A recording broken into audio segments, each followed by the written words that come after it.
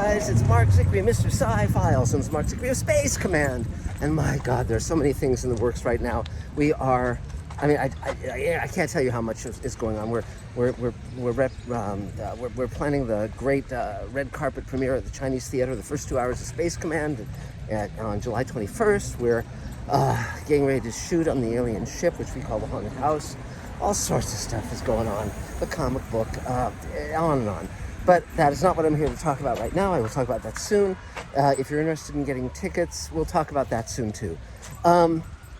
Okay, so here's what's going on. This is my little capsule comment on the 8th episode of Strange New Worlds, The Elysian Kingdom. Now, generally, I've been enjoying Strange New Worlds, but I'm starting to notice certain things which are bugging me. And this episode particularly, I found it very hard to get through because they were clearly doing their riff on Princess Bride and satirizing Tolkien and sword and sorcery and fantasy in general, and it was just god awful.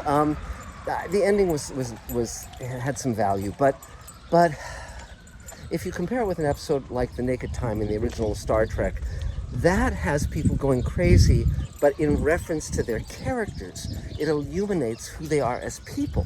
Even Sulu, George Takei, he was originally supposed to play someone with a samurai sword, and he said, no, make me D'Artagnan, make me one of the Three Musketeers. It's basically, that was a much more romantic image, more swashbuckling, more dashing, more memorable for George Takei. It was the actor suggesting something that would be in keeping with the character he was playing. And that was a terrific idea, a terrific suggestion. But in this episode, The Elysian Kingdom, it's not that at all. Basically, and I'm going to have spoilers here, the plot is Dr. Mbenge has a daughter who's dying. She's a kid. He's keeping her in the pattern buffer of the transporter until he can find a cure, if he can find a cure, and she literally has very little time left. And when he decants her for minutes at a time, he reads to her from this children's book called The Elysian Kingdom, and she's saying, why can't the ending be different, Daddy? And he's saying, when you're grown, you can tell whatever story you want. And then after having a concoction blow up in his face, he finds himself suddenly in the storyline where he's the king and all the other Enterprise characters are the characters in the book, and some of them have sort of a connection to who they are in terms of their personalities on the Enterprise, but Captain Pike, for some reason, is a total coward, and he's mincing all around the place, and he's, mugging. And it's really, the whole thing is like, Richard Manning, who was a boss of mine and who was a showrunner and also an executive producer on Star Trek The Next Generation, he used to talk about television shows where something was supposed to be funny, but it wasn't. And he referred to that as a joke-like substance. And I think that's what this is. It's people writing comedy, directing comedy, acting in comedy, where they really are just kind of like clueless. I found it very unfunny. I found it like a bad high school play. I've seen a million people write comedy badly, and this was really bad, and seemed to run on for about 15 hours. Now, if you loved the episode and if you thought it was hilarious, then fine, absolutely. You do not need to be of my opinion, and I'm not in any way threatened by other people's opinions, as long as they don't hurt anybody. So, but I found this a long slog, and the point was that it's like, okay, Captain Pike is a coward. Well, it's like, okay, it's funny to have this guy be a coward, but what does that show us of Captain Pike's personality other than undermining him as the authority figure, as a courageous character? It doesn't do anything. It doesn't tell us anything. And many episodes they're starting to have him be a bit of a dolt or a bit of a light-hearted kind of guy in a way that doesn't seem realistic in terms of commanders and so forth. So I like Ensign Mount a lot, and I think there's been a lot of liked about Strange New Worlds. This one kind of, man.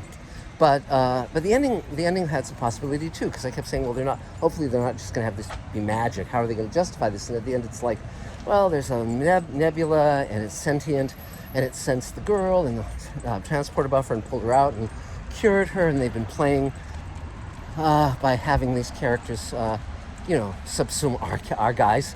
And but why Dr. Mbenge is kept conscious in his own knowledge is totally a mystery.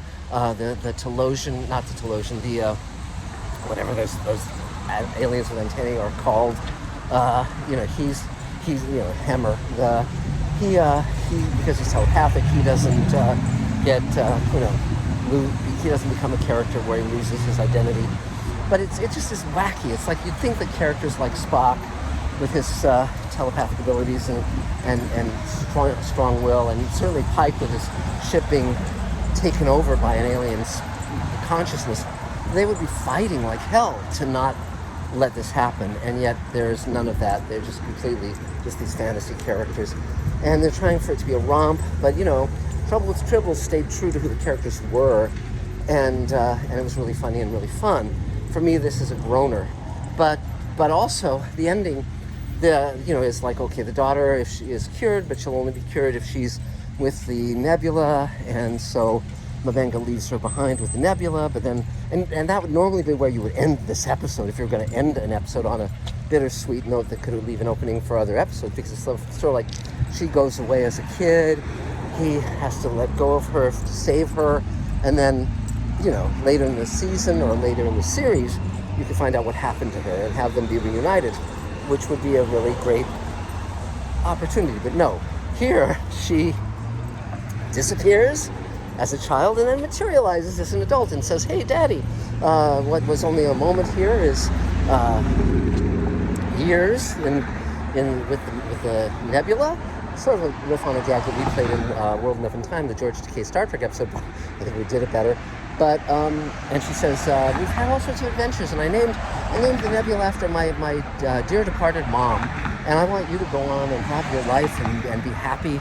And he says he will, and then she vanishes again, and then none of the crew remembers except him, and so he starts to tell number one story, and it's like, I have a great story to tell you. It begins once upon a time, and then thank God the episode ends. And I don't mean to be snarky or snide, really I don't. I know how hard it is to make anything, but this was, but the good part is that because these are stories that are wrapped up in 1 hour or so, it's like, okay, this episode left me cold, but on to the next one, which may be wonderful.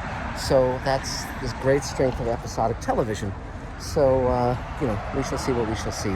But anyway, that was my take on this. So, many more announcements to come, much more fun to come.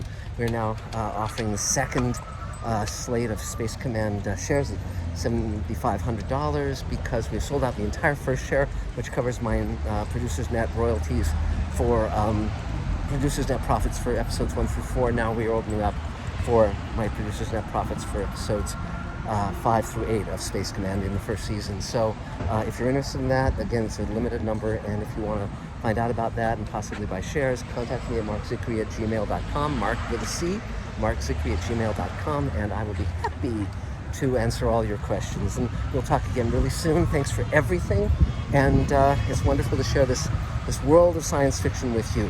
So I know some of you have been asking me to review the new season of The Orville. I will eventually get to that. I have to watch season 2 of The Orville, but haven't had the time because we're doing all the Space Command stuff and all the other stuff. But we will do it. And in fact, I saw Brandon Braga this morning at the gym. We see each other regularly, and I've invited him to the Space Command premiere. And he was, he's been a big supporter of Space Command over the years. So that's about it for now. Talk soon, guys. Bye.